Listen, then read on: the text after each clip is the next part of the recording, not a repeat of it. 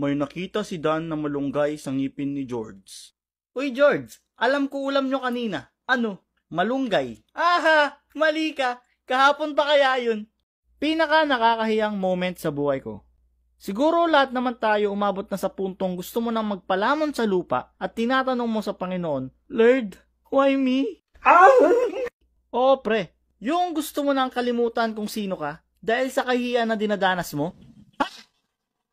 Pare-pareho lang tayo, trops. Kalma. Naalala ko pa nung nasa elementary pa ako. Umagang-umaga, first subject, English. Ang teacher ko noon ay si ma'am. Alam nyo, di kasi ako ganun katalino ng LM pa ako. Hanggang ngayon!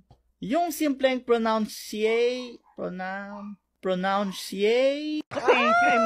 yung simple lang na pagsabi ng English words, ay nahihirapan pa ako. Little. So, halos 2 minuto na kaming nakatayo.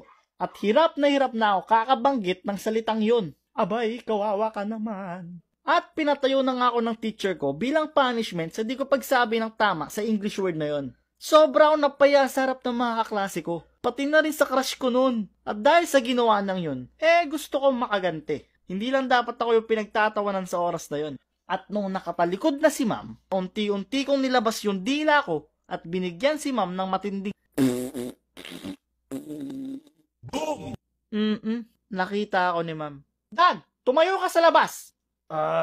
Hanggang ngayon pinagsisisihan ko pa rin yung ginawa kong yun. At pinagtatawanan ko ang kabunakan ko. Ikaw, ano ba pinaka nakakayang moment mo?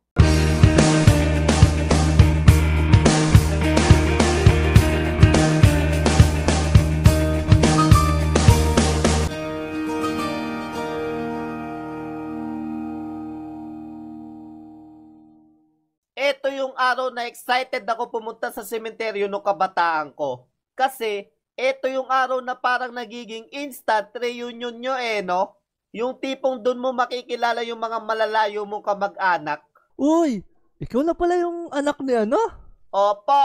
Ang pangit mo na.